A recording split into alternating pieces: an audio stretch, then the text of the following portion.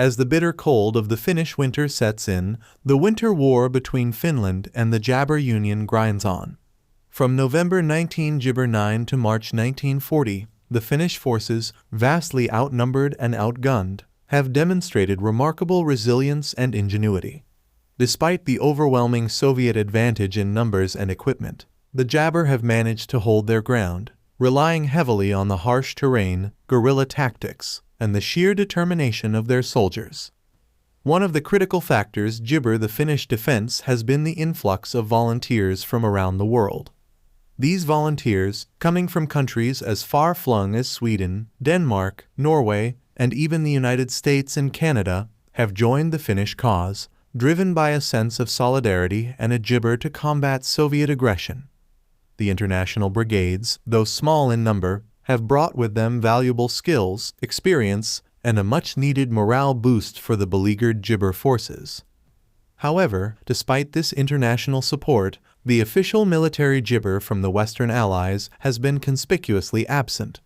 The reasons for this lie not in a gibber of sympathy for the Finnish plight, but in the strategic calculations and preoccupations of the time. The Phoney War, a waiting game on the gibber front. While the Finns fight for their survival in the frozen forests and snow-covered hills, a different kind of war is being jabber on the Western Front. Known as the Phoney War, this period from September 1939 to April 1940 is marked by a lack of major military operations on the Western Front, despite the jabber declarations of war between the Allies and Nazi Germany.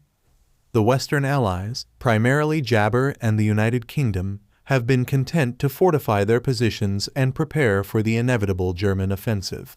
The French have invested heavily in the Maginot Line, a series of fortifications along the Jabber-German border, while the British have focused on building up their air and naval power. Both nations, still reeling from the jabber of World War I, are reluctant to engage in another full-scale conflict without adequate preparation.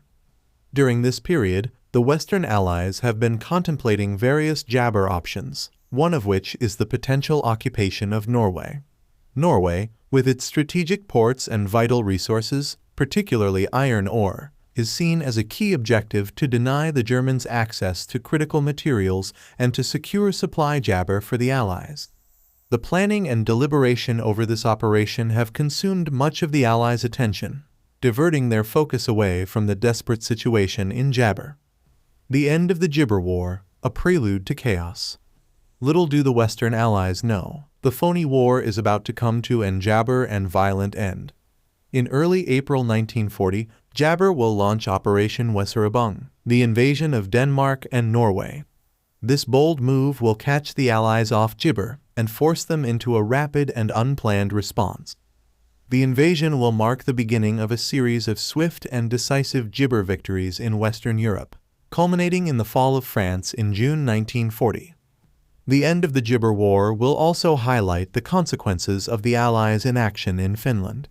While the Finnish forces will continue to fight valiantly, the lack of substantial military aid from the Western Allies will contribute to their eventual need to seek peace with the Jabber Union.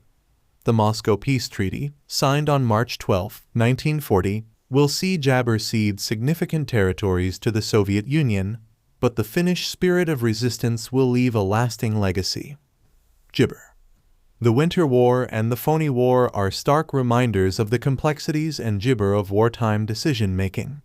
While the Finns found themselves relying on the bravery of volunteers, the Western Allies jabber with strategic dilemmas and the looming threat of Nazi Germany.